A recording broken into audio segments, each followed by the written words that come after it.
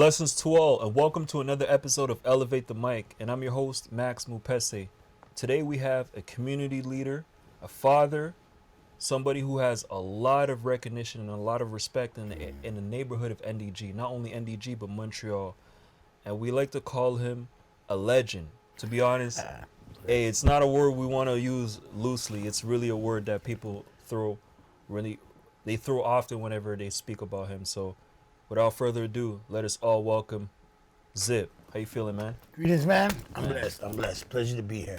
100%. Good. It's nice to see you. It's nice to see you in the flesh. Good to connect. Good to spread the word, and build on your process, man. Hey, that's it. What's been on your mind lately, like recently? Oh, what's been on my mind lately? I mean, you got everything in the world. You got Drake and Kendrick. You got all kind of issues coming up. You got the world going a little bit crazy piece by piece. Right. Everybody's past is coming to the light. So, I mean, it's a little wild right now. Right. But again, trying to keep everything balanced, focus on, self and family and, further community out of there. I don't have any impact on what happens in Kendrick. I can't whisper in Drake's ear, tell him nothing. So I'm going to just let them do their thing. I'm going to be on the sideline watching and just looking out for mine. Got it. And how do you keep a sharp mind in these times whenever there's a lot of distractions? Do you detox from social media? How do you move? Yeah, well, I try to detox. You can get caught up in all kind of ways, from watching one YouTube to the next, and then you're in a sequence, you blink and it's like 3 hours. Yeah. Or on Instagram. Exactly. So I think nowadays there's a lot more information that is out there and available. Doesn't mean it's quality information or it's good for you. So you just got to kind of be careful of, what you digest. And my theory is, you are what you eat. Yeah. You are what you digest, and that would be, whether it be food, it becomes you, but also the social media or the music you listen to, or whatever it is. Right. Even the people you're around, your environment, you kind of in a certain way become part of that, or it becomes a part of you. So you have to watch what you intake. So you gotta, have a balance. You can't eat McDonald's every day, all day, right? That's not healthy for you. Facts. But you balance things out. Somebody have one McDonald's once a week is it gonna kill you? Not necessarily, Right. but you got to balance it out with also digesting things that are healthy for you. So even the social media, the music you listen to, the people you're around, try to make sure there's a balance of some positive energy. Right. Something, and again, you can listen to even, it could be some angry music, but you let that out in that way, that's all right. That's all good, as long as you don't carry that with you. So it's just figuring out your own, I don't like to say diet because it has the word diet in it, Right. but your healthy routine of intake. That's good. Yeah. You're very precise with your words. I try to Yeah. be. I try to be. Right. And you said try. That's a word that, that's a bit shaky. It doesn't always happen with my mouth. So That's good. it's all good. I mean, people who are watching this don't necessarily know about your story. Some people do. What would you say? How would you define your story in a few words? Like, Wow, my story in a few words. I love my life, man. I guess that's a big thing. I'm blessed to be here. Things could always not be, right? And it starts with a choice of a mother to have, bring you to life, and all the different steps that happen in between. The people and paths that I've crossed. I've got to say, I've lived a very blessed life to see a lot of the things I have over the last 50 plus years. Got it. And happy about it. And that's the thing too, is not just going through it, even if it is ups and downs, and you're gonna obviously go through things that are gonna be heavy on you. But even to love those moments, that even pain is a feeling of being alive. So even just to go through whatever it is, be thankful you're alive. That's it. Yeah. That's a quote right there. You said pain is... Yeah. Right. Yeah, if you're feeling pain, you're alive. Right. If you're not feeling pain, and you're dead. Like, not that, you can feel other feelings too, but pain is also a reminder that we are alive. Even if you go through pain, and pain, unfortunately, it is a part of life. And it is some of the things we have to go through, but it should be a balance. You should not be living through all and only pain. And even whatever situation you're in, there's always beautiful things underneath, like I would say the sun is always shining, even though the clouds are covering it and you may not see the sun. Right. The sun is still there. Right. Right? That's a good point. So you'll just have to wait for a point in time where some of those clouds, and some of those clouds may be a tornado, they may be rain, but that sun is still there. You know? So Optimistic view. Yeah, try to be. Perspective. That's good, man. yeah. Amazing. And could you tell us a little bit about your upbringing? Because you, if I'm not mistaken, you were born in Montreal or Barbados? Born in Montreal. Okay. I was born in Montreal. I was adopted at the age of 9 months. Oh, wow. Right? By a British woman who moved to Montreal, a white British woman and a white Irish Canadian man. He was a teacher. They adopted me at 9 months and raised me with my adoptive brother out in the West Island. Okay. And yeah, really, you know, enjoyed life. I was very much into sports. Always had been into music and the rest of that from like when I was in grade 6. I remember breakdancing. And when breakdancing first came out and it was like this crave, I was like, yo. And I was starving for it. And I was I listened to the radio and make my little tapes of when we'd hear some stuff on the radio. I was in breakdancing competitions. But again, that and always balancing sports, as in huge into soccer, basketball. And I got to know the city by traveling around by playing basketball and soccer. Okay. So I'd get to other, you know, I was in the West Island, but Right. you know, I'd play in LaSalle, I'd play in NDG, I'd play in these other spots. And my dad actually used to play rugby. And his home field was Trenton Park in NDG. So every Saturday I'd be in Trenton Park hanging with these NDG cats, and we would just be on that. Remember that playground? We had the merry-go-round. Yes. We just throw each other off of that, and we'd just be having fun in the park. So You have to keep your balance. exactly, man. I noticed they don't have that anymore. They probably outlawed it. Man. So yeah. Oh, that's So those are amazing. good times. I've got to say I've had a blessed upbringing. My mother was a very optimistic woman. She was in a wheelchair. She had muscular dystrophy. Okay. But she was just a very positive inspiration to me, has always been. I was also blessed to later on in life reconnect with my biological mother and my gonna ask Bayesian you. roots. Right, okay, So good. then I also got to know my Bayesian. So I was blessed to have like 2 mothers, right? And yeah, it was a beautiful thing that I reconnect. I have this Bayesian connection. I've been to Barbados. I've met my family. You know, I was able to be at my great grandmother's 100th birthday, right? So I had all this family come in. I have family that's out in England. Gotta pick up all my folks them in London UK. and Sheffield, and yeah, and just kind of reconnected with that side. And then all through that, my passion was definitely sports, music, and working with youth. So then as I started, on the come up, I kind of went in that direction too. Got it. Yeah. Interesting. We talked about pain, and then you also talked about being adopted. Yeah. How did you manage to not hold on to like bitterness or even, resentment towards your biological parents? Well, I had no knowledge, so I was always like thinking up scenarios in my head, like, okay, if, what, why, in whatever situation. Right. And actually, I have to give a big shout out to ex-girlfriend Karen Smith. We was dating at a time, and she knew my situation. She gave me a book about adoption, and I read it, and I was like, okay, this is some interesting shit. Should I look at possibly reconnecting? And I went through the process, and it was a beautiful thing. Like, I found out I had a biological sister and a biological younger brother and sister. They've been in my life, and, cousins and people that, I call family because that's what it is. And it's been family and love, ever since reconnecting.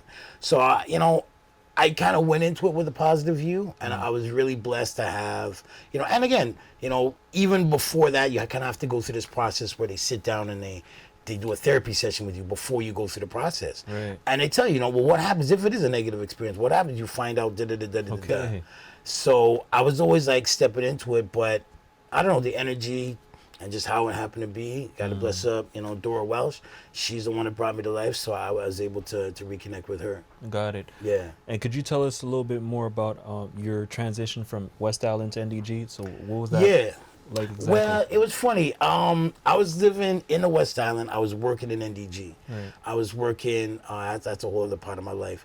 I used to work with people with muscular dystrophy and stuff like that. So I worked with a friend of mine that I worked with at Dawson, and then I worked in this organization, Circle of Special Friends, with these guys that were in a wheelchair in this place in NDG. I was working so many crazy hours and traveling back and forth to the West Island. There was an apartment that came available at the time. Jackpot. Out Boom. loud. Exactly. I said, you know what? God And damn, back I then, got that was that. like, I was paying, I remember my first rent, I was paying $450. Nah, you serious? I'm telling you, and that was for That's yeah. And crazy. it was a dope spot. That ended up becoming the 501 Funk Factory. That's where Butter Babies did a lot of their stuff. That was basically my apartment, which we turned into a music studio. And we did, if those walls could talk, man, I had some good times up in that bachelor crib. Trust me. But yeah, I moved down to NDG, Right. and and again, as I said, I always kind of had this connection with NDG from always being at Trenton Park when I was a young youth, while watching my dad's rugby games. But then I moved to NDG. I'd been working at Dawson, knew a lot of the people from NDG. I connected with Manchild, who was also in NDG at the time, and yeah, I've stayed kind of in that Elmhurst area. That's the old Sutton building, is where I used to live. West And Haven. then at that point I was working at Youth in Motion, but eventually worked at West Haven. So that NDG connection is like strong. in me. Heart. Right. That's it. That's good. I Exactly. mean, you said Butter Babies, right? That's the name of the group Yes. you founded? Yeah, well, that is, that's one of the groups I was with back in the day. We'd release some music, myself, Manchild, DJ Smoothie, the hybrid at first, and then we also had DJ Ray to join the crew. Also got to shout out my manager, Baz. You got to always pick up the managers, right? Absolutely. You got to pick up the managers. 100%. He was our photographer and manager. And we as a crew, we went hard, man. I mean, we released a full-length album, several videos. You want to check them out, Babees. Okay. But when you spell babies, so Right. but a That's important. BUTTA. So yeah, that's what we was doing back then. And even before that, we was doing poetry. We was doing. I was in another hip hop crew first called Death Threat, Okay. with a guy named Arcade. Big up Arcade. If you even want to look him up, man, I got some old videos there from Death Threat. And then he actually went on to do wrestling as Drew Onyx. He's a whole other.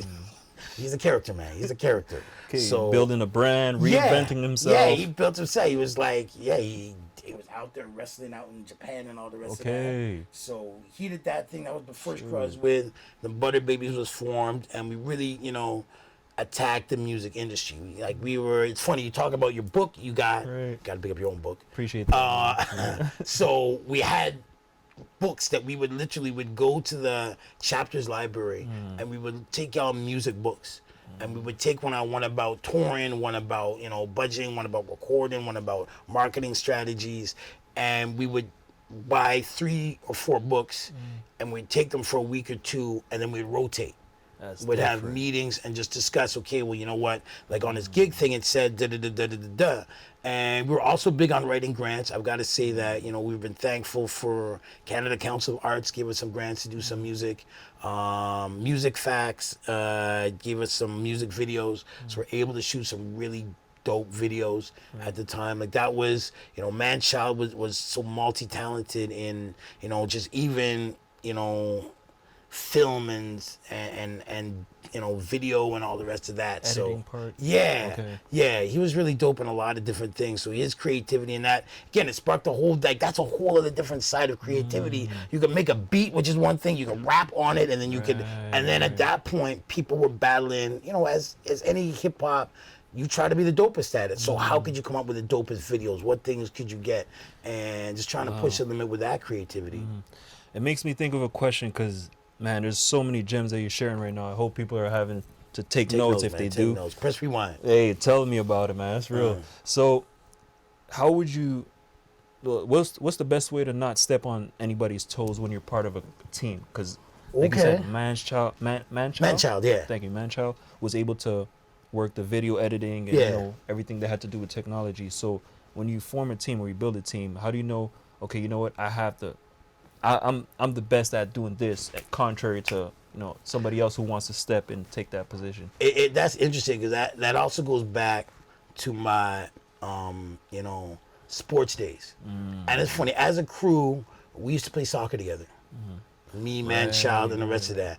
And it's about knowing your position, knowing your skills, and knowing what the team needs. So you got to know, okay, so like, what is my position? And your position is also based on your skills, right? And they're all kind of interconnected. And what does the team need? Like if I'm, whatever sport you want to look at it, if I'm, we're not scoring, we need someone to play offense, we need someone to put the ball in the net. Right. If I have that kind of time and skill, I'm going to go play forward. I'm not going to play goalie. Right. If we need to score and I'm the best scorer and I have my gloves on and I'm playing goalie, we're probably not going to win. So we know, okay, man-child's got these skills. And him when it comes to the lyrics, I was like, yo, from time, nobody could touch this dude. This guy's eating up beats. Like, and I said, let's put him, like, he's doing that.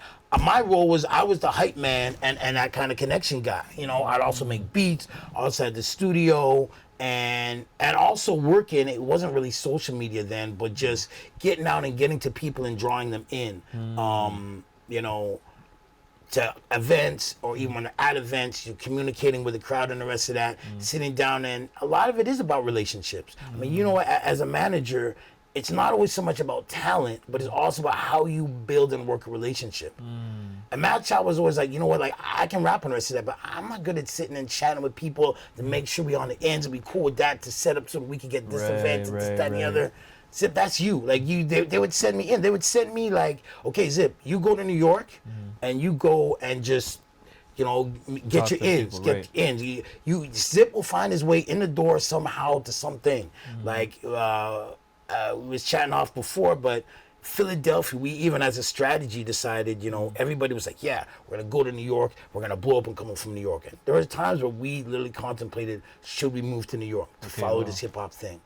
And that was before the inflation, all the rent increase. Like, oh my God, yeah. Well, it was always steep in New York. Right, but true. We was like, we would go to New York. I usually spend at least a week in New York and just pushing things. Out of a brethren, Wendell, I would stay by him, and I'd go out and push my records to different underground spots and the underground DJs that needed it. And then we also had a strategy. New York is just so big. Why don't we attack Philadelphia? Because Philadelphia had a certain sound. You had the Roots. You had Common that was hanging out there a lot, all that kind of Soul Aquarian stuff that was going on. Scott. And Jill Scott. And I had a brethren that happened to be there, so I was going to Philly. And I remember I made my way in, and I connected with Jazzy Jeff's manager, I-Rise, got to big her up. Wow. And like I'm in a Touch of Jazz studio, and I'm like, okay, here's my record, and working out. And those connections ended up helping us out in certain ways. So that was my position. I knew, okay, well, and at the time, I can't just say, okay, well, this is what I'm doing. I'm not going to do this. I'm going to do this. But you got to figure out, and that's why you work as a team. There's got to be that communication. Where, okay, this is where we need your time and energy, and this is what skill you have at best. Biter, who happened to be our photographer and our manager, those were his skills. When it comes to video and the rest of that, he would help kind of create the eye of what to do. Good with somebody has to do the budgeting, right? That's real. And we all kind of had and shared a skill in that. When you talk grant writing, someone had to write the grants. Right. That a lot was myself and Man-Child, the rest of that, but we would write our own grants. So you got to know, like in sports, you got to know what is your position. And sometimes you also got to have a head coach. You got to have somebody that says, okay, you know what, this is what time it is. We were working with a record label, Bandit Records at the time. Got to big up my boy Lyndon Solandi. Salute, cuz. And he was, again, another guy that would help us, with the whole plan. So if you're doing that, no matter what, whether it be a family, whether it be a sports team, whether it be a hip hop crew, you got to figure out what position you play, what does a team need, and what are my skills. Proper structure and organization. Yeah. Right. Yeah, and it's got to be fluid. Things are gonna adjust, and new things may pop up. So you got to be able to adjust. Got it. Okay. And one thing I noticed, well, you have a lot of experience working with a lot of nonprofit organizations and artists, and people who are part of the hip hop community in Montreal. What would you say, based on what you're telling me? Like, there was a lot of hustling, bustling. Yeah, you guys were out there before the internet. Yeah, knocking at doors, handing flyers out after clubs in the cold. I mean, damn, doing the best the with the least. Man. That's it. What would you say is something that's currently missing in the game that needs to be reinforced or even worked on? Well, I think it is. I mean, I think these cats nowadays, if you grow up in your life and you don't have the experience, you can't blame them. You don't have the experience of what it was like to make a record in a studio where you had to pay $40-50 an hour to go to, get your stuff, go get it mixed, send it to there, get it pressed in Japan, get it shipped back, all these different things we had to do. Where nowadays you pick up a phone and you can just put a beat on in the background and then press stop and it's hit 1 million people, right? Like it can spread like with nothing. And I think it's appreciating that and using that tool to the max. If we had those kind of tools back then, oh Lord, because we was going in heavy with it. But I've got to say there's some cats who I know, and I also, like I said, I do radio, so I'm on the other side of it too, where I got young cats coming up from Montreal or from somewhere, and I'm like, if they're smart, they should be emailing me this stuff. Okay, it's out. I want to come for an interview. There's some cats in the showbiz, all kind of King K. Some of these young cats that are hungry, I see that in them. And some of them are young cats that I knew when they were young, because I've been training, young MCs and DJs that come through West Haven or wherever I've been working at to do this, right? And so I see some of them still have that hunger. So it's good to see, but I think a lot of them do take it for granted that they have all these tools that they can use and to really just, use it as best and exploit it as best as they can. Right. Speaking of taking things for granted, I needed to ask you this question because there's certain things that come out of Montreal that sometimes we don't even realize are huge or even influential to a certain extent. So based on your experience moving in different coasts, different areas of the city, what would you say is a unique talent or a unique feature that comes out of Montreal that can't be taken for granted whatsoever? Well, I mean, it's the dual language. I think the fact that we have a hip-hop community here, and I don't know how it is nowadays, but the French and the English hip-hop community at one point I felt were relatively together, and I think you would have shows that would be in both languages. And again, you're talking more predominantly the Haitian community and either the English speaking or the English West Indian community more coming together and being able to put on shows and events and the rest of that that got the support of both. And then you do have a kind of a dual language, but then you also have, which is so unique about Montreal, is you have a whole separate just French shit going on, right? And respect that. And sometimes, you dive into that. I go see my brothers out in the East or the rest of that. They have events, and and then you have your English or you have your Caribbean or even soca or reggae vibe that's going on, which is a whole other different scene. So within Montreal, you have all these different pockets of scenes, but they all sometimes come and mix and mingle. Like, you got the East, you kind of got the West, but when shit happens downtown, everybody kind of comes together. And I've seen a lot of different events. And that's the other thing is, Montreal's always been the best party town. Like we get together, whether it be as artists or the rest of that. When we throw on a fete or a party, in Montreal, we go until 3+o'clock. We having a good time. We out, and Montreal's always been known as a spot to come. Like when my friends come into town, they enjoy Montreal. The city, like we have that reputation. Even summertime, people are eager. Like, beautiful. Okay, I gotta go to Montreal. Don't come in the winter, but come in the summer. You have a good time. That's it. That's what's up. I mean, you also worked at, you said West Haven Community Center. Yeah. With the youth. What is one thing, or even before asking you that question, I need to ask you, because you said you are a host, you're actually a co-host with DJ Blaster. Yeah. With the morning, no, it's not a morning show. I don't want to say morning show. It's an evening show. It's an evening show. The last hour of the week is the best hour of the week, 11 to midnight. 11 to midnight on Sundays. Yeah. Ill Groove Garden. Yeah. Got it. So, okay. Ill Groove Garden, how did that come about? And could you tell us your connection you made with DJ Blaster? Wow, well, it first came about, it was myself, DJ Hybrid or Smoothie, Derek, in his basement. We used to play records. We would just, on a Friday or whatever day, we'd just get together, we'd go to his basement and we'd just play records. And then I had my crib, which is the 501 Funk Factory. We would just make music. And my connection to CKUT went back even further than that. I used to help Royalty, who was a host of the Sound Supreme show sometimes, and Masters, what is now like the Masters at Work show from like 7 to 9, which has always been the hottest spot when it comes to radio in Montreal with hip hop. On a weekend, right? On a weekend, Yeah. right? 7 to 9, yeah. Okay. And you had Westinian Rhythms before that, of course. You got Stretch, who's doing his thing from years. Yes. And this is when, like, not even TKT was there, was in as a part of McGill on McTavish. And I would help go down a couple times, and I was on the radio and stuff like that, more promoting our stuff and actually getting our stuff played on the radio. But then she was kind of, our management was also managing her and her crew. Right. So we would sometimes come on and host. And then later on, Manchild, myself, and D Hybrid were like, listen, why don't we apply to get our own radio show at McGill? That's I serious. was like, all right, so let's do a little demo. So we did a little demo in Derek's basement, we recording, this would be like, And we just youngins having a good time, like, yo, let's try this thing. Okay, we got a tape deck, press record, Let's go for broke. Boom, and then Derek would do his little mixing and the rest of that. Then they're like, okay, well, look, boom, you got it. Every 11 to midnight. So it's like, it's an application process where you basically put, okay, this is what I like to do.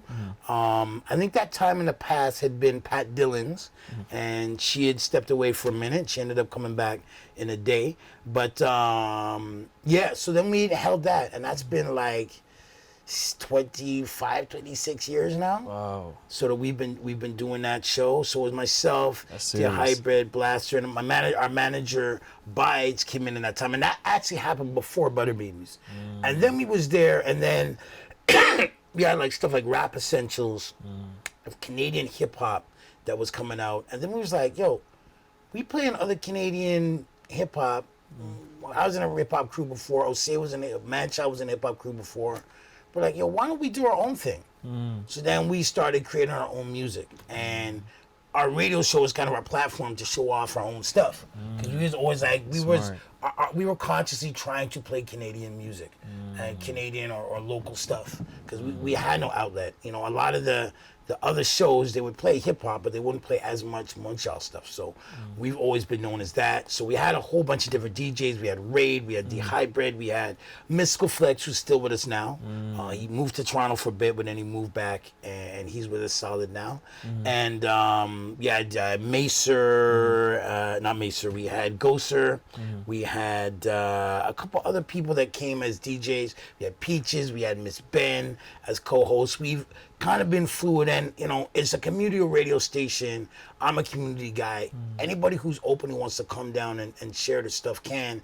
And we've had people that have kind of co-hosted with us or had guest DJs or DJs with us for a while. So, you know, it's been a beautiful thing. And Blaster was like a natural connection because Manchild has a brother named Sekou, Okay. who was also a dope rapper. Like, that family's like, when it comes to lyrics, those two are MCs. like crazy. And so you had Butter Babies and Manchild, and you had Sekou, and he was with a crew called the Bots. If you know hip hop from Montreal, you know about the Bots. So the Bots, with DG crew, their DJ was Blaster. Okay. So at one point I was like, Blaster was DJing. You know what? He was known as a DJ, but he wasn't out there DJing at clubs or anything like that too much on a regular at that point. And I was like, yo, come DJ at the radio show. So he would come, and then in a certain way it built up. So, you know, then he's kind of heard on the radio, and, you know, he's getting gigs, and now he's getting gigs and he can promote on the radio. So that was also a good jump for Blaster.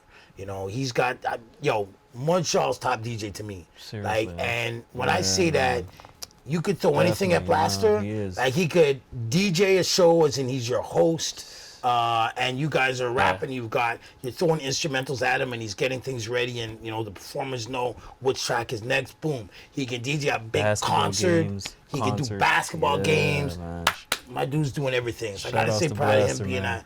being a part of that. He's the next dude you gotta get on there. That's it. That's the one. Yeah. That's the one that I've been working on. We're working on getting it for sure. We all got stories, man. 100%. Yeah. And one thing I noticed, not only you're able to collaborate with a lot of people, it helps due to the fact that you mentioned earlier, your upbringing, right? Yes. Growing up in the West, Yeah. you know, being part of different communities, playing sports and everything. Could you tell us also, based on your experience of the music industry, hip hop in Montreal, is there such a thing as Montreal sound, like having a Montreal sound? That's interesting. Yeah, it's funny. I was hearing a debate the other day because they're talking about this whole Kendrick and Drake thing. Yeah. And Kendrick kind of killed it with, West it's a West Coast beat. That's it. Right. And then somebody was saying like, "Yo, so what's a Toronto beat? Like, what's a Toronto sound?" Right. And people were like, "Oh, I don't know. Does Toronto have a sound?" It's a very good question. Does Montreal have a sound? I don't know specifically. You do have a type of style at different eras of Montreal that we had. Like we was, if you look at Les Architectes, who was another English French rap, and it almost had a, if you want to call it like a Mobb Deep kind of sound, that street hip hop, the boom bap, and that was a style for a while. There's so many different influences. You also have, of course, with the Haitian connection in Montreal and how the Fugees blew up. That almost, if you're in a certain way, became a sound at a certain time too in Montreal. But that's an interesting question. I don't know if Montreal has a sound.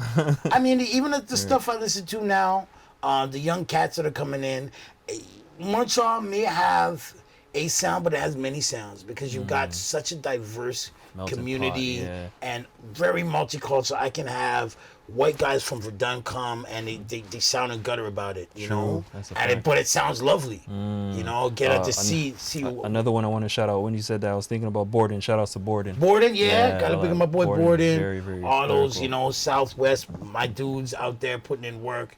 CY was good. Yes, You CY. got Saint Laurent with King K. You've got different areas, and does each area have a different sound? I don't know. You got Bergs, you got all these different areas, but yeah, I guess Montreal is very unique in everything. Yeah, Got it. yeah. And what's keeping you alive these days? What's keeping you passionate when you look at music or even culture in itself? Well, one thing I've always been blessed to be is, as I get on in age, and I guess I'm further disconnected from what's relevant within, if you want to call it the pulp or because hip hop is really started as a young culture. Right. You have 56-year-old hip hop artists now, but it started when people were young and that was their form of expression. So with these young people, I would say I'm blessed because I through my work with youth work, I connect with these people on a regular basis. So I come into West Haven, and these kids are shooting ball in the gym, and boom, they connect a little Bluetooth, and they're running tunes, and I'm like, oh, okay. And I'm like, sometimes I'm like, okay, well, I don't understand this mumble rap. I know what's going on with this one. But then sometimes I can feel a beat and energy. I'm like, and I see how, my thing is watching them react to their music. And then they're all, and I'm like, okay. And I listen, I say, okay, that's what's cooking now. That's what's hot for these kids. So I've always been able to stay relevant, and plus my own kids. I walk into my daughter's, and I'm like, she's bumping some tunes, and I'm like, I'll straight Shazam people. I have no problem Shazamming nobody. If you're a DJ and I hear your tune and I'm like, I like it, I don't know what it is, Shazam. So I'll listen to these young people and I'll Shazam and be like, okay, oh, that's what that artist is? And again, like, we dive deep then, okay, well, let me hear this person's, okay, well, they've got this, that, and the other. So I'm always, like, exposed to all kind of different music. So that definitely keeps me relevant. And then I go into the radio show on a Sunday. I got Blaster giving me a mix, and I got Mystical Flex giving me a mix. Okay. I got Ricky D playing after that. Right. I go home and then I'm listening to Singing P and the Roots Rock Reggae show. So I've got all these different influences of music coming into my ear. So it keeps me relevant. It keeps me definitely balanced with, okay, like, I love my soca too, man. Right. So Yes. on the late night side, I listen to production sounds on CKUT. So and what's new and what's coming up with that. So that plus the tools we have nowadays, whether it be your iTunes or your Spotify, it guides you in a direction of other music that is similar to what you like. So I've got to say, even on Instagram, when just your feeds, Algorithm, yeah, you like, you know, Mm-hmm. boom, and I noticed the other day the type of music I listen to. Oh my God, Rhapsody dropped a new album. Okay, oh my Right. God, good. Let me share that and let me get Yeah, it. Let me get yeah. that new album. It, So it leads one to the next. that's it, and it goes back to what you said earlier. What you tune into is almost what. In What other you words, digest, man. that's it. What you tune into Absolutely. is what you turn into, right? Exactly. Yeah, And I like that. What you tune into is what is you what you turn turn into. into. I'm borrowing Yeah. that one. Made it right here. Speaking of which, you working with the youth. Mm. What's one thing that you've noticed these days about the youth that inspires you, or even creates that spark in you, for the most part? Well, it's funny. I work in different elements when it comes to community. I work at West Haven. I used to work at Youth in Motion back in the day, at Teen Center, drop-in center for teenagers to come in, you know, and at West Haven. And with that, you know, I built a safe space, a safe haven for them to come with a studio and Yeah. video, Yeah, I was podcasting, a gonna say podcast gym, also. all the rest of these different things.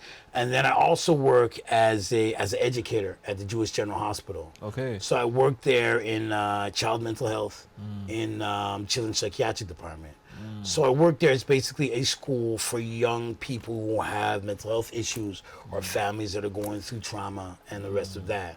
So that's another way of me balancing out, seeing these young people and these young families going through experiences that are very challenging at times, and you know, coming out with progression, coming out with, you know, they come into our program and, you know, you get what you put into it.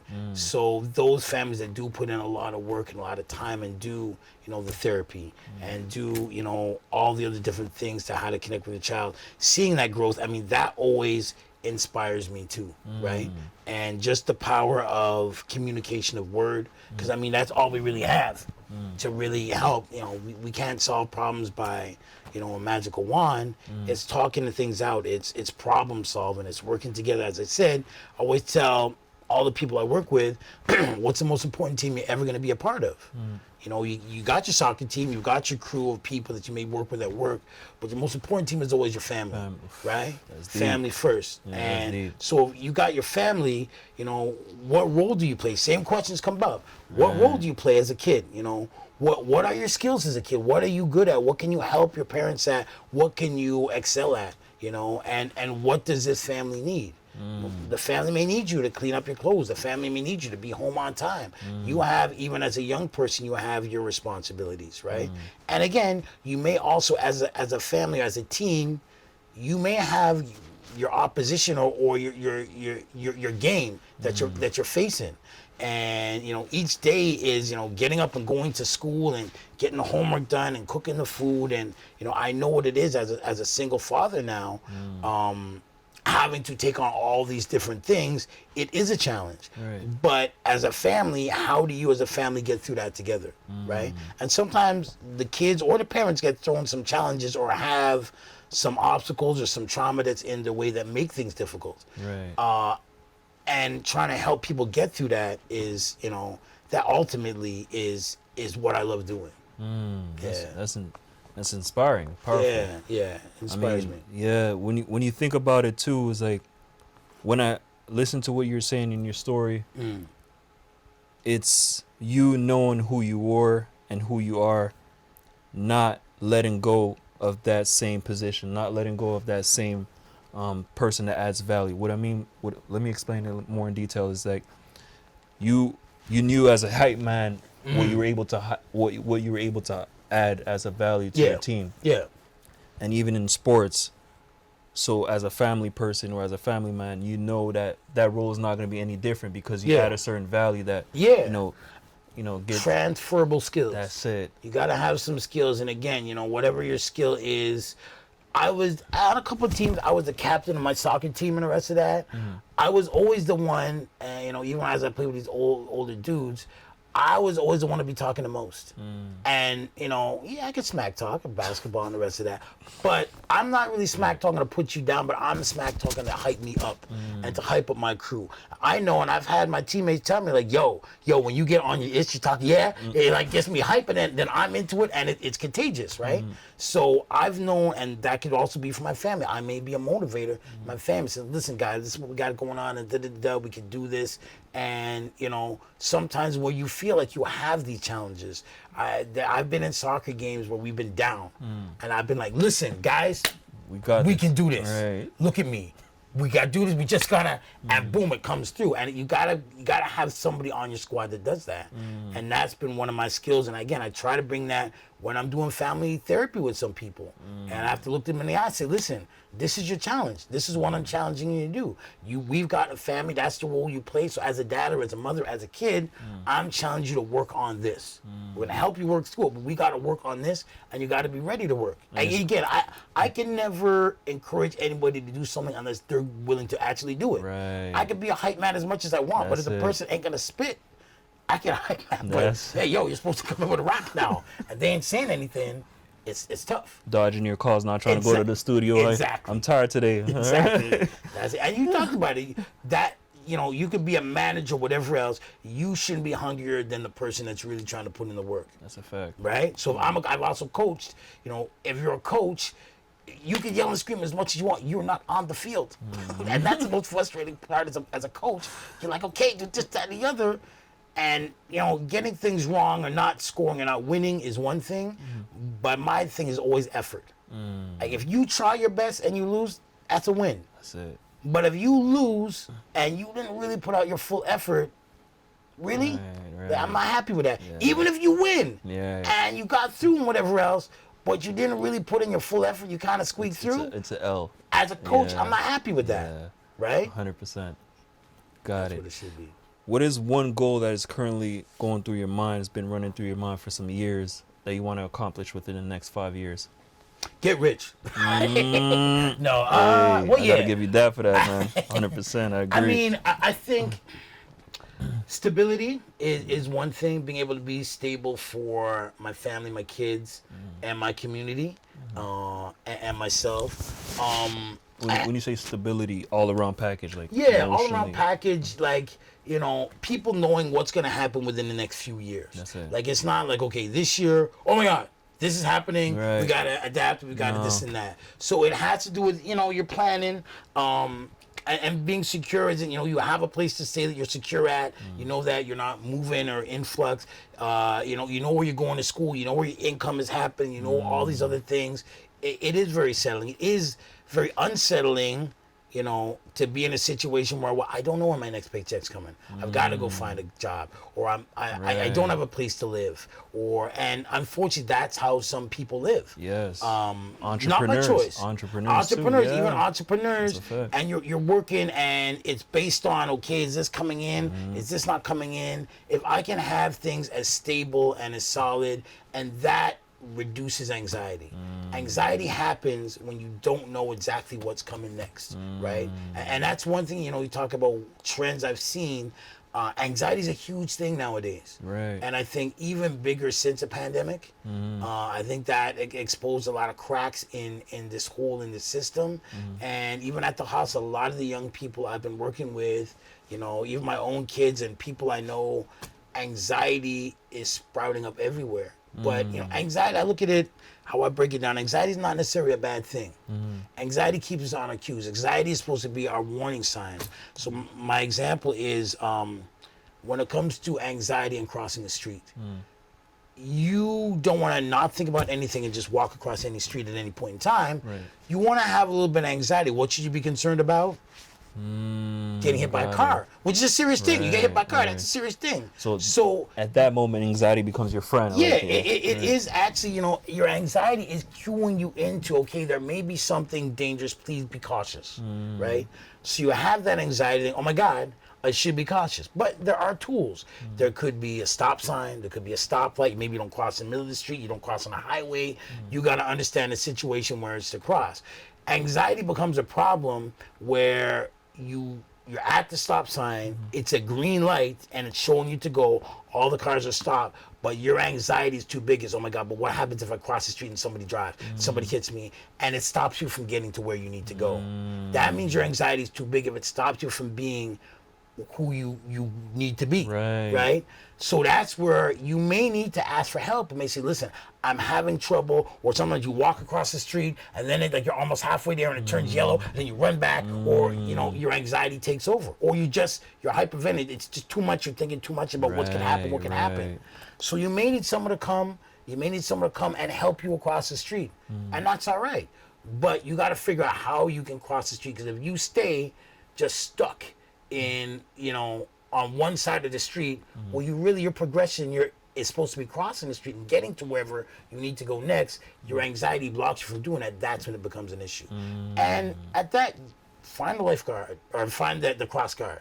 Find someone that can help you get across the street, a friend, or whoever you're supposed to meet across the street. Can they come get you and you walk together? But you got to figure it out. Using or leveraging anxiety instead of having anxiety having power over you. Exactly. Right. That's interesting. Yeah. I like that breakdown. People can use it in different scenarios of their life, school, whatnot, everything. And we all have our anxieties. Anxiety, again, it keeps us on our cues. That's it. People who have no anxiety, or have no, are these daredevils and the rest of that. They don't think about things that they just do. Sometimes it doesn't end up well. So it's a balance. It's a balance. He talked about the pandemic. I want to ask you a few questions about that. Go ahead. Because what I noticed about yourself is that you were able to pivot during the pandemic, and you were able to utilize Twitch platform. Yeah. Which I was like, okay, that's very brilliant as a DJ, because a lot of DJs were trying to figure out. Well, you're also figuring it out, but you were able to adapt quicker. I noticed that, and then you're very consistent and still are consistent. You're still consistent. So, what would you say? What would you say has been the biggest lesson utilizing that platform to your advantage? And another question I'd like to ask you after is that what have you noticed in the difference between before the pandemic and after the pandemic as a DJ, or even as a person? DJ? Okay. So, I mean, when the pandemic hit, we all kind of just sit there and like, what are we doing here? How are we gonna handle this? I've got to say, I watch and I study what's going on, and I think one of the first things I got into was just I've been actually broadcasting on live my either Instagram or Facebook. When I'd go to the radio show, I would just put my phone on, I'd go on live and just DJ and the rest of that. So that was there. Then the pandemic happened and we were basically doing a radio show but from home. So I was like, okay, well, let me just broadcast it the same way I was doing before. Let me just do it that way. So Blast and I kind of got into that. Blaster was brilliant. He got into Twitch and he's really straight up killed it. Okay. Killed it. And he's really smart dude. He found himself his platform. He found himself a niche. He did noon. So people who are on their break at lunch could tune into him. And again, Twitch was also about connections and community, where he would have, you have these listeners at this time, they'd pass you to this one, they'd pass you this. So he would have people passing to that. He would get his phone and pass it to the next person. And you have all these different DJ connections, right? And then myself, him, and J.E. Buns, we got into, I remember one time I was at home and I had this soca party on Zoom. And I was like, lit? Oh my God. They had this Zoom, I can't remember what it was. They had over 1,000 people on the Zoom. Okay. And the thing was booming, everybody dancing. I'm in my house, I'm doing my girl, we're dancing, having a good time. I felt like I was at a party. So I said, shit, I should do these things for Montreal, I said, for my Montreal people. So I started doing that. And then, wow, that's crazy. We started doing that and I had people come on. And the beautiful thing about it, I found was like, oh, well, I used to throw parties in Montreal every now and then. But when I throw a party in Montreal, people who are in Montreal can come to my party. Now I'm like, well, let me send an email out. I got people in Toronto. I have people in, I remember, I was doing Zoom parties. I had people tuning in from Philadelphia, people tuning in from Atlanta, And these are Montreal people or people I've known through whatever connection, and we'd be able to connect on a Zoom thing. So we'd be doing that. And again, this is the progression. This is why you got to take those steps and you never know what it leads to. True. So then I'm doing it, and one of the people that was on it, this friend of mine, and she was a part of this girls' crew called Bud Sisters. And it was this pro-marijuana female group and whatever else. And they're like, listen, I tuned into your Zoom party. It was really dope. We're doing an anniversary party. Can you do a Zoom party for us? All right, cool. Boom. So I go, I do a little Zoom party. Now I've got all these other followers and friends that are part of that because they have a connection with these people in the States. So now you got 30, 40 of these girls like, oh, yeah, we're there, bunning the things. I'm like, all right, cool. That's your thing. All right. I'll DJ for that. So boom. Then even after that, things are starting to open up. There's the Bud Sisters. Then we're doing a live event in Toronto. They said, listen, we're working at a dispensary, out of a dispensary. Right. We need a DJ. Come and DJ. So now I'm boom down in Toronto. They say, okay, we've got X amount of dollars. We'll pay you. So boom, I'm getting booked for this now in Toronto. And I'm at a dispensary and I'm DJing and I'm literally like, come on in. If you're cannabis curious, come on in. Take a sample. That's hilarious.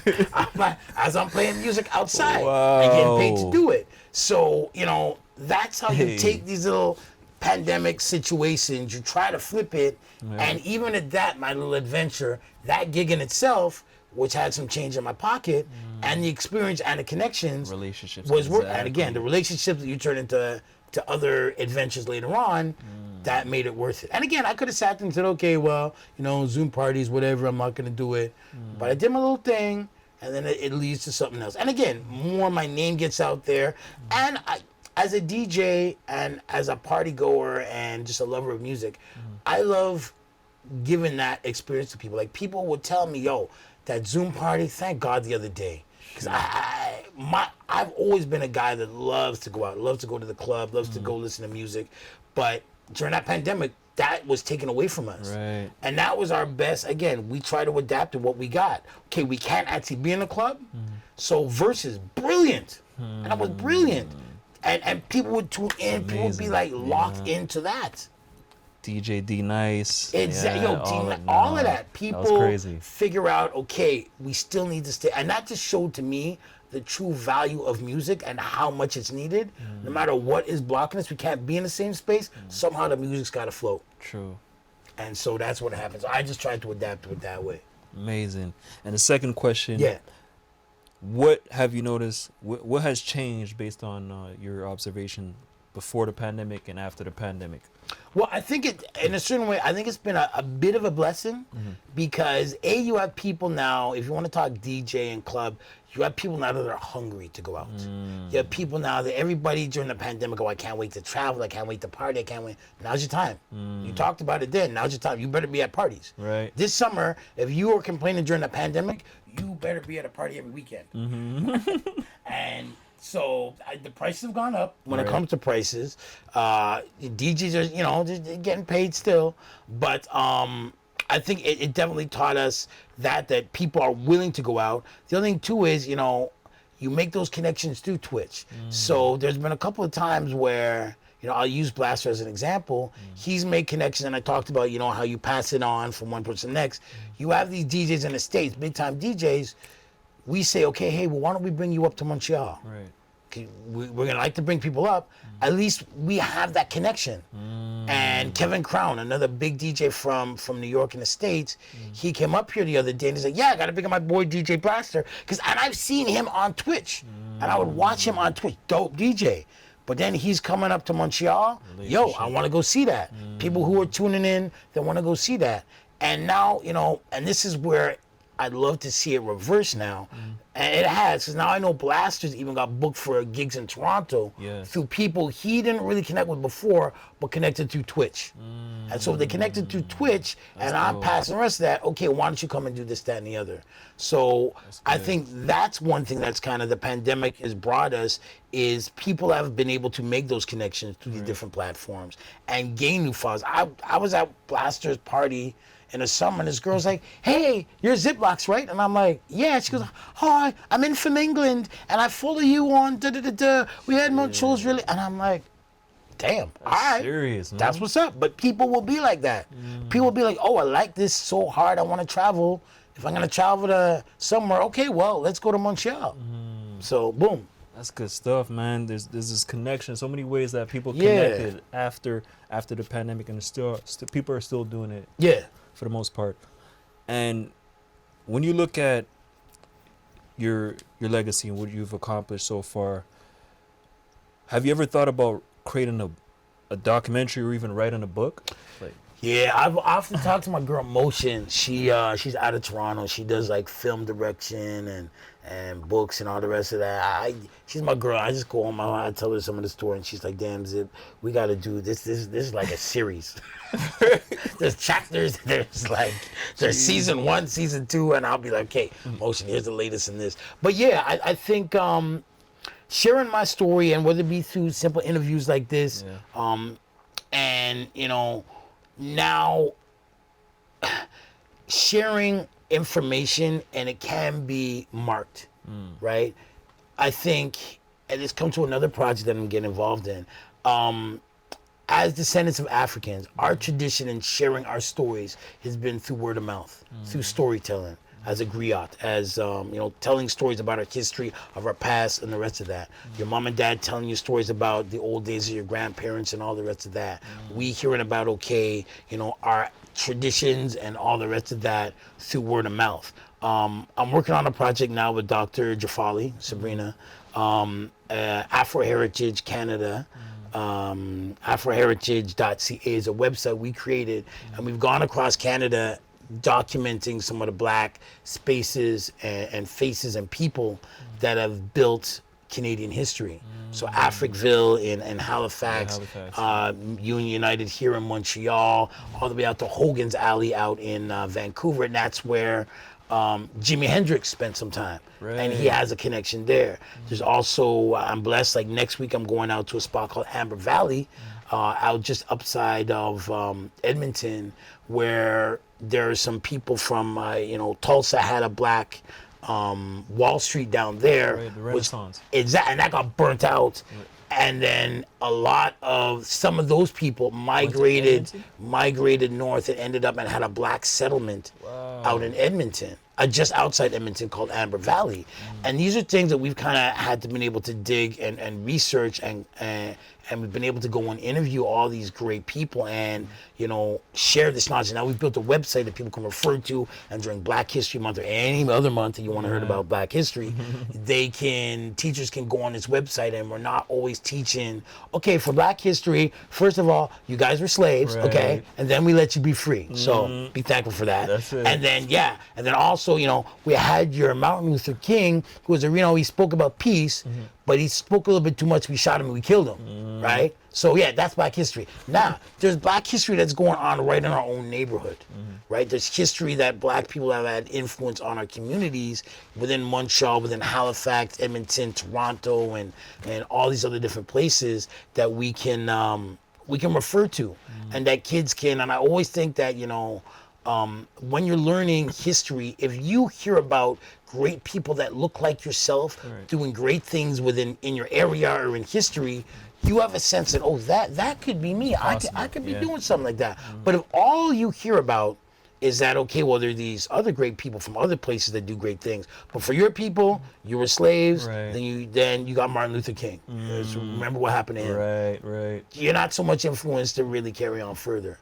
So that's just one way for us to kind of share the knowledge. That's good stuff, man. You're a people's person. Oh man, you know what I mean?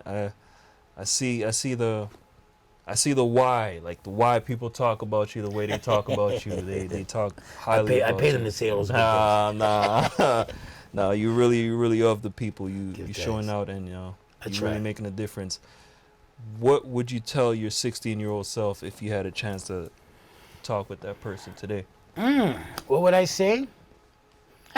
Enjoy it, buddy. Enjoy the ride. I think sometimes we go through life is a ride, but sometimes you just really got to enjoy it. Again, through the ups and the downs. And I think I've kind of held up to that. I really do enjoy my life. And there are bits and parts of my life that I step back I remember there's one babysitter that scared the hell out of me one time. Jeez. And they said, look, one day you and God are going to sit down in a chair and you're going to watch your whole life. And you're going to have to explain whatever else. And I was like, oh shit, okay, wow.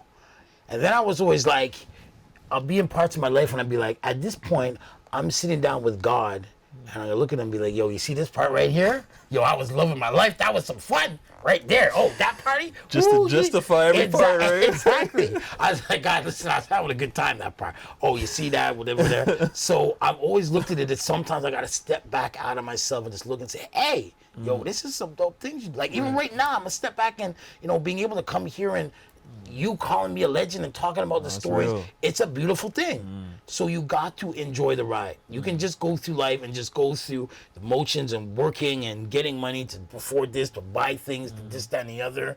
But really, it's about enjoying life. And sometimes we go through it so hectic and so focused that we don't stop to sniff the flowers, that we don't say, okay, and even just telling somebody like, hey, yo, I appreciate you, or hey, you know what, I really love that, the fact that you, I don't know, held the door open for me, right. or simple things like that.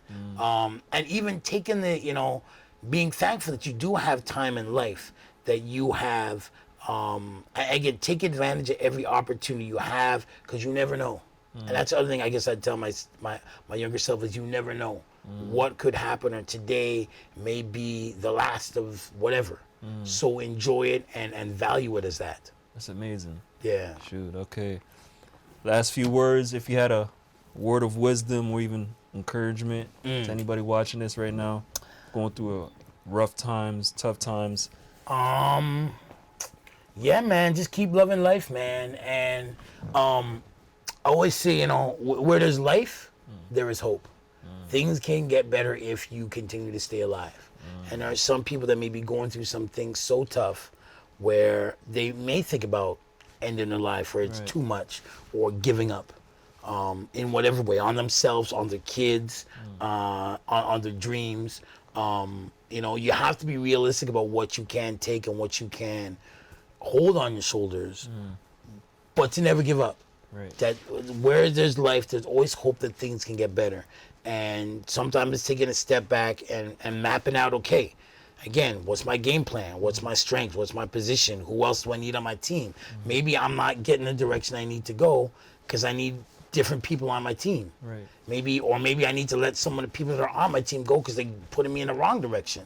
Or maybe the things that I'm digesting are not getting me to where I need to go. So taking a step back and looking and saying, okay, what do I do need to intake to make me get to where I need to be at my healthiest, at my best, and cutting out the things that are not healthy for you. Right. So I would always say that, always choose life, no matter what situation you're in, whether it be your own self, and never choose to end anybody else's life, no matter what's going on. You got it. It's always about love and life. So, things can always change and get different than the rest of that. It's about joy. It's about joy, being happy. That's it. Try to be happy no matter what it is. You could be swimming in the worst situation, but you can always find a way to be happy and be thankful about things, man. That's it. That's how you create that inner peace. Yeah, exactly. You got to have that. You got to have that. Perfect. How could people follow you? People get to know more about your story and all of that. You can plug that in. Well, yeah, hit me up. I'm on the IG, Instagram, Ziplocks, Ziplocks. Check me out on Instagram, Facebook too, Stephen Hennessy.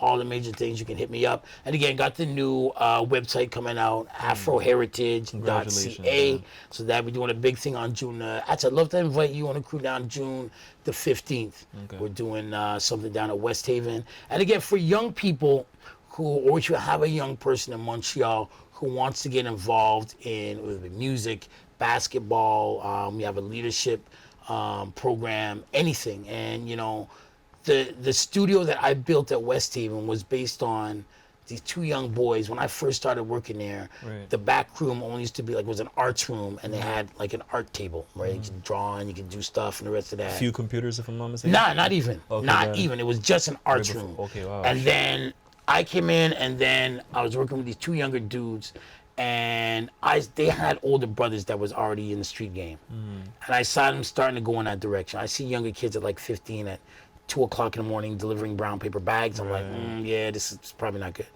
So I sat these two ones down, and we had a basketball court, and guys would come and play basketball, but they weren't into basketball. So they kind of sat there, and I was like, I want you guys in here. So I said, listen, what would keep you here in this space on a regular?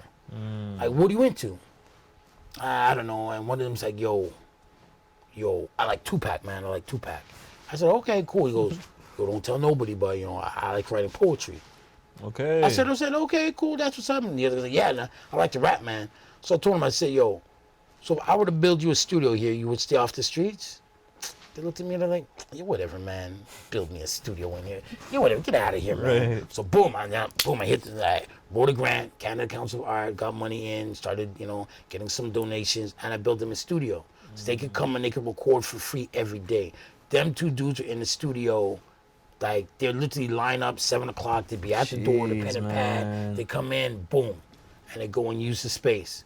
And King K was one of them too. That used to come in out here doing some great music now. Wow. So just that's another spot, and it's still open now. Again, it's expanding. You got video production. You've got all these different things that you could do. I'm actually trying to get. Trevor's here we go. I'm trying to get Trevor's intern to come in and help us out, do some things. So yeah, that would be great. Yeah. So I'm really that's my thing, community wise. If you want to connect to that, so hit me up, West Haven Community Association, out in NDG. Give us a call, give us a buzz, look us up on the internet. And I'm always looking for volunteers, always looking for donations, always looking for, again, young people to come. We got a basketball program too. Anything you want to do, just come through the West Haven. Amazing, man. Good. It was a pleasure having you. Great to be here. Good Man, to chop it up. just keep changing lives. That's all I gotta say, man. I'ma You try. changing lives. I'ma and try. Keep changing lives. Good. Appreciate Bless. you, man. Good. Another successful episode with the one and only Zip. Shout outs to everybody who watched this, and I appreciate you guys. Just remember, what Zip said is not just coming out of his mouth for no reason, because he's experienced it and lived it. Another episode of Elevate the Mic, where we elevate the mindsets and the skill sets of individuals who are part of the hip hop community. Love. Bless. Love.